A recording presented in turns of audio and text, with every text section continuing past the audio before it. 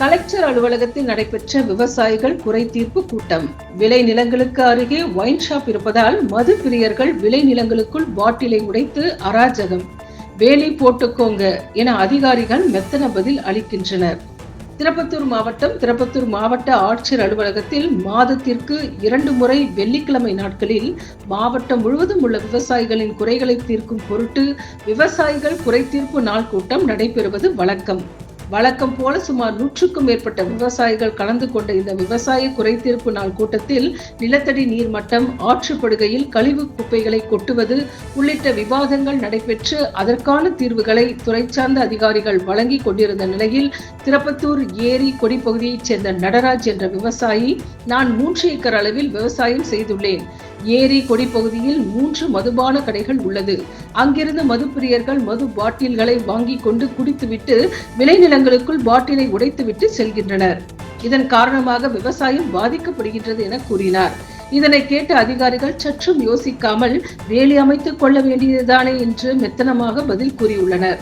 இதனை கேட்ட விவசாயி, வேலி அமைக்க 7 லட்சம் ரூபாய் செலவாகும் என்றும், இதற்கு முன்பே விவசாய கடன் எடுத்து கட்ட முடியாமல் தவித்து வருகிறேன் என்றும், கடன் வாங்க முடியாது எனவும் ஆதங்கமாக தெரிவித்தார்.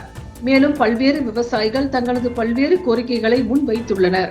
இதனை கேட்ட மாவட்ட ஆட்சியர் சிவ சவுந்தரவல்லி, விவசாயிகளின் முழு கோரிக்கையும் ஏற்று நடவடிக்கை எடுக்கப்படும் என்று கூறினார்.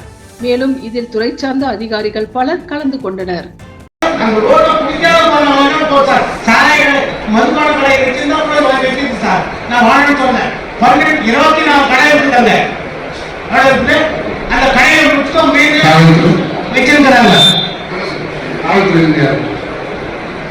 காவல்துறை வராங்க, வந்து பார்க்கறதுக்கு இல்லை, வந்தாங்க ரவுண்ட் அடிச்சு போயிருக்காங்க. அவங்க போன 5 நிமிஷத்துல வந்து உட்காந்துக்கிறாங்க.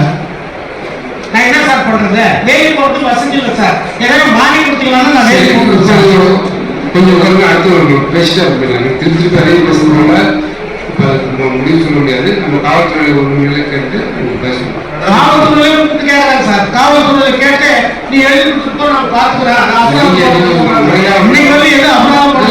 அதே திருப்பி பேசுறதுனால மற்ற டைம் தான் வேஸ்ட் ஆகுது. உட்காருங்க.